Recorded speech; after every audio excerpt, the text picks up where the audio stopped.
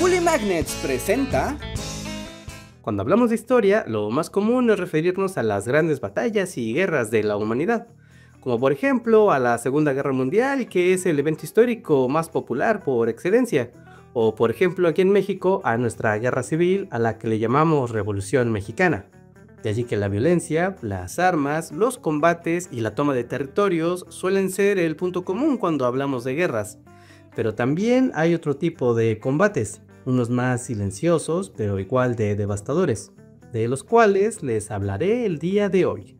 Me refiero a las guerras comerciales, esos conflictos en donde las armas son los aranceles, las tarifas, los impuestos, las casetas o los bloqueos comerciales, y donde el ganador es quien logra imponer sus reglas del comercio sobre todos los demás, y con eso llevarse la mayoría de las ganancias. Es la lucha por el dinero. Así que comencemos por el principio, porque a lo largo de la historia, muchas guerras comerciales han cambiado el destino de la economía de las naciones.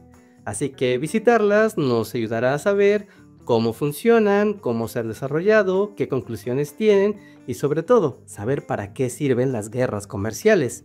Si es que de alguna manera las guerras sirven para algo, además de para ser un fastidio.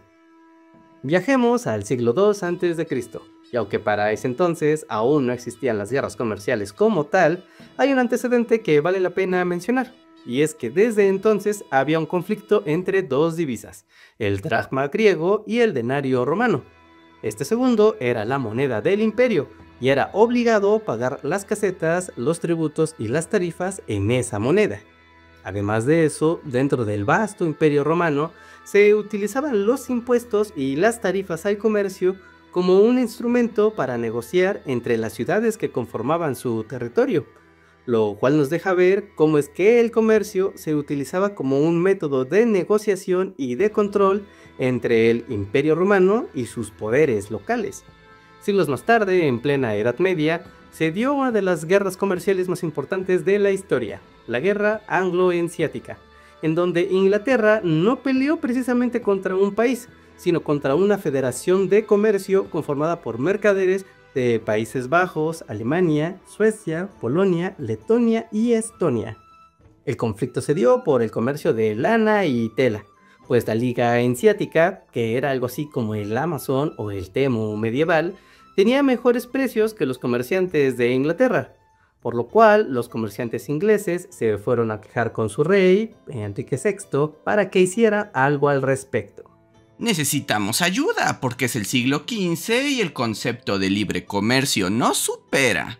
Esta guerra comenzó en 1449, cuando Inglaterra bloqueó el derecho de puerto a los miembros de la Liga Hanseática, además de decomisarles algunas de sus mercancías. Esto causó un gran conflicto, pero también negociaciones que se extendieron hasta 1465, en donde la Liga exigía la indemnización de sus daños al gobierno inglés, pero ellos se negaban rotundamente, por lo que para 1468 la Liga decidió contraatacar, iniciando un bloqueo comercial a los barcos ingleses hacia Europa, decomisando sus mercancías y atacando a sus barcos. De este modo, las dos fuerzas comerciales más importantes de la zona entraban en abierta hostilidad, en una acción de bloqueo constante entre ambos, lo cual generó una gran inflación de precios de los dos lados, tanto en el continente como en Inglaterra, y con ello un gran descontento social. Pero la peor parte se la llevó a Inglaterra, pues además del descontento social, Inglaterra estaba en guerra civil, en la mejor conocida como la Guerra de las Rosas, en donde al final el rey Eduardo IV tuvo que ceder. Después de todos estos problemas, para 1474 se firmaron los tratados de Utrecht, donde Inglaterra cedía grandes concesiones en sus puertos a los miembros de la Liga Hanseática, y con ello además los miembros de la Liga se hacían con prácticamente de todo el comercio del mar Báltico. Como pueden ver, esta guerra comercial inició con el objetivo de proteger el mercado local de Inglaterra en contra de un poderoso monopolio europeo. Pero al final el resultado fue totalmente contraproducente, pues este monopolio, la Liga Hanseática, terminó sumamente beneficiada y fortalecida tras el conflicto, por lo cual podemos decir que en esta ocasión ganó el dinero. 2 siglos más tarde, otro conflicto dio la excusa perfecta para utilizar el comercio como un arma de guerra, Me refiero a la Guerra de los 9 años, que ocurrió en el siglo XVII, en donde prácticamente toda Europa estaba en contra de Francia. La estrategia defensiva de Luis XIV fue desplazar a su ejército hacia las fronteras, con el objetivo de bloquear todo el comercio, especialmente el que hubiera con Inglaterra. Además, inició altos aranceles a todas las importaciones francesas, de modo que pudiera enriquecerse con sus rivales y de paso sabotearlos económicamente, pues en ese momento muchos países querían comprar las cosas que había en Francia. Parte de su plan era mantener todos los trabajos importantes dentro de su territorio y con el esfuerzo de ese mismo trabajo evitar subir los impuestos a sus pobladores, de modo que evitara revuelos y descontentos. Este bloqueo comercial de Francia fue tan importante y tan tajante que puso en dificultades económicas a prácticamente toda Europa por cerca de 20 años. Queda claro que nadie fastidia al Rey Sol. Un dato curioso es que gracias a este bloqueo comercial, el vino de Francia y Portugal mejoraron muchísimo su calidad y refinaron en muchos aspectos su producción. Lo mismo pasó con Inglaterra, aunque al no poder conseguir el vino francés, refinó su producción de cerveza en altísima calidad, en productos y tradiciones que incluso se reconocen hasta el día de hoy. Otro ejemplo de una guerra comercial importante es la que se dio en China del siglo XIX, en donde Inglaterra quería obligarlos a comerciar, pues allí había muchas mercancías muy preciadas y valuadas en Europa, pero China no estaba interesado. De hecho, incluso tenía mercancías que estaban abiertamente prohibidas, como el opio, que es una sustancia altamente adictiva que no quería vender. La estrategia de Inglaterra fue iniciar un mercado negro de contrabando de opio, de modo que las autoridades chinas eventualmente los arrestaron. Y esto fue utilizado como la excusa perfecta para iniciar una intervención militar hacia su territorio. Que quede bien claro que hacemos todo esto por las DROGAS. Sí que sí. Para ese momento, las fuerzas militares británicas eran completamente superiores a las chinas, por lo que la guerra se resolvió muy rápido. Con ello, obligaron al emperador Duangong a firmar un acuerdo comercial sumamente injusto, además que lo obligaron a ceder puertos comerciales en toda la costa de Hong Kong. No entro en demasiados detalles, pues tenemos un video completo acerca del conflicto con Hong Kong. Les dejo los detalles aquí abajo en un comentario anclado y aquí en las tarjetas. Está de lo más interesante, pues es un conflicto que resuena hasta nuestros días. Pero bueno, les hablo de la guerra del opio, pues es un buen ejemplo de cómo una ambición comercial puede escalar a una tensión militar y de allí a una relación comercial completamente desigual. Aquí, más que una guerra comercial, es más bien una colonización o invasión comercial, pues en este caso China no tenía grandes herramientas para defenderse.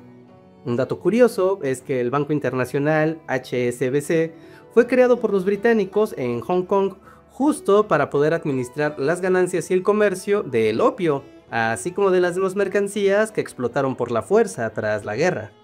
Pero avancemos un poco más en el tiempo y vayamos al inicio del siglo XX, justamente a Estados Unidos, donde ocurrió la Gran Depresión. Esto debido a la sobreproducción de alimentos, al exceso de crédito que se le daba a las personas y a las empresas, y a la falta de regulación sobre la especulación en la bolsa de valores, lo cual generó un crash en la bolsa de valores en 1929. Este momento de crisis afectó a todo el planeta, pues para ese momento Estados Unidos ya era el mayor importador de mercancías de todo el mundo, por lo que este freno en su economía afectaba a todos, y las medidas para tratar de solucionar la Gran Depresión terminaron causando una guerra comercial. Todo comenzó con la ley de aranceles Smoot-Hawley, llamada así por los senadores republicanos Reed Smoot y Willis C. Hawley, que planteaban colocar aranceles de entre el 30 y el 60% a más de 20,000 productos de importación. Esto con el objetivo de devolver el empleo a los campesinos e industriales estadounidenses. Al principio, todos los países querían negociar, pero al final se terminó promulgando la ley, por lo que los principales socios comerciales de Estados Unidos, que en ese entonces eran México, Canadá, Inglaterra, Francia, España y Cuba, devolvieron aranceles del mismo tipo a Estados Unidos, lo cual provocó una enorme inflación en los dos lados, un freno a la economía global y solo agravó las consecuencias de la Gran Depresión dentro de Estados Unidos. Amazing plan, best tariffs ever. La guerra de aranceles afectó principalmente a Europa y a América Latina, y con el cierre repentino del nuevo libre comercio internacional, el efecto fue de una cerrazón completa en muchos países, del crecimiento de los nacionalismos, del radicalismo económico y una gran recesión y crisis económica global, lo cual se cree, y esto es debatible, fue parte del caldo de cultivo para el crecimiento del fascismo y del nazismo. Luego de la Segunda Guerra Mundial, Estados Unidos quedó consolidado como el poder económico más importante del mundo, por lo que a partir de ese momento prácticamente todas las guerras comerciales importantes tienen que ver con ellos de una u otra manera, como la Guerra del Pollo de los años 60 con la Unión Europea o la Guerra de las Bananas con la Unión Europea y el África. Y en serio, se llaman así, la Guerra del Pollo y la Guerra de las Bananas. Pero entre las muchas guerras comerciales que hay una que me pareció particularmente interesante. Y para ello quiero evocar a un clip que sale en la película Volver al Futuro 3. Con razón este circuito falló. Dice hecho en Japón. ¿De qué habla, Doc? Las mejores cosas son fabricadas en Japón. Esa escena es interesante porque el Doc Brown del viejo oeste solo tiene una noción tecnológica hasta 1955, momento en el que Japón aún es una industria incipiente en tecnología y electrónica. Sin embargo, Marty, que es de 1985, está viviendo el boom de la electrónica japonesa en pleno auge, por lo cual ver un chip japonés es algo completamente normal. ¿Y eso qué tiene que ver con guerras comerciales? Pues todo, ya que esta es una excelente referencia del momento tecnológico que se estaba viviendo en los 80s, particularmente en 1985, donde el gobierno de Estados Unidos incluso tuvo que intervenir ante el gran dominio tecnológico que estaba teniendo Japón en todo el mundo. Esto para proteger a sus empresas de microchips, particularmente a Intel y a Motorola, que estaban muy atrás de los avances que ya estaban desarrollando empresas como NEC, Toshiba, Hitachi o Sony. Así, el Congreso estadounidense y el presidente Ronald Reagan tuvieron que negociar con el gobierno japonés para que éste limitara su exportación de chips a los Estados Unidos. Pero no conformes con eso, dieron un vistazo también a su industria automotriz, a la cual veían como una amenaza, pues Japón generaba autos de mayor calidad y mejor precio, además de que estaban comenzando a dominar el mercado de Norteamérica, por lo que marcas como Toyota, Honda, Nissan y Mitsubishi eran vistas como una abierta amenaza a los intereses de Chrysler, Ford y General Motors. Compre un auto de calidad, compre un auto nipón. Así, el gobierno japonés se encontró con un problema que solamente tenía dos salidas. Una era iniciar una guerra comercial contra Estados Unidos, y la otra era asociarse con Estados Unidos para compartir las ganancias y la tecnología japonesa. Como resultado de esta disputa, Japón accedió a limitar la exportación de sus chips a Estados Unidos, además que decidió mudar algunas de sus plantas automotrices a Estados Unidos, de modo que los costos de producción, la mano de obra, los impuestos y parte de las ganancias se quedaran dentro de la economía norteamericana. Se podría decir que Japón perdió esta disputa, pues su desarrollo económico y su expansión fueron frenadas por Estados Unidos, aunque no por eso su desarrollo tecnológico y su innovación fueron detenidas, por lo que el hecho de que las empresas japonesas tuvieran que operar desde Estados Unidos o con sedes en Estados Unidos no fue del todo malo, pues les ayudó a expandirse globalmente y a hacer marcas con mayor presencia y prestigio global. Así que a largo plazo, aunque se tuvo que pagar el precio, esto fue una victoria para Japón, por lo que podríamos decir que esta disputa más bien fue un empate. Pero como les decía, hay muchos ejemplos de guerras comerciales y es fácil pensar incluso más cerca en la actualidad, como la guerra comercial que inició Donald Trump contra China en 2018 por el acero, o el mismo Donald Trump en 2025 que parece quiere pelear contra todo el planeta. Pero eso en realidad será historia para el futuro, así que seguro ya lo veremos después. Amazing video. I like the tariffs even more. En conclusión, podemos ver que el comercio es una fuerza poderosa y puede utilizarse como un arma para atacar, defenderse o simplemente chantajear a otras naciones. Pero sea cual sea el caso, su resultado final siempre es algo predecible, por lo que las guerras comerciales y el comercio no es algo que se deba de tomar a la ligera. Pero díganme, ahora que vimos todas estas historias, ¿creen que las guerras comerciales sirven para algo o son solo un desperdicio de tiempo y de recursos? Pónganlo aquí abajo en la caja de comentarios, yo los estaré leyendo todos ustedes y reaccionando a todo lo que vayan poniendo. Ya que están por allí, dejen un like en este video si es que aprendieron algo nuevo, suscríbanse si es que aún no están suscritos. Y también, de paso, si quieren pueden apoyarnos con el sistema de membresías y de Patreons. Con tan solo 20 pesos al mes pueden ayudarnos a que sigamos generando contenido, los podcasts, las efemérides y todo lo que tenemos en nuestras redes sociales. Y si no, simplemente asómense, todos los links están aquí abajo en la descripción del video para que vean nuestras comunidades y todo lo que hacemos. Seguramente les va a gustar todo el Bullyverso. Y ahora sí, amigos, muchas gracias por su tiempo. Yo soy Reinhardt y nos vemos hasta la próxima. Bye.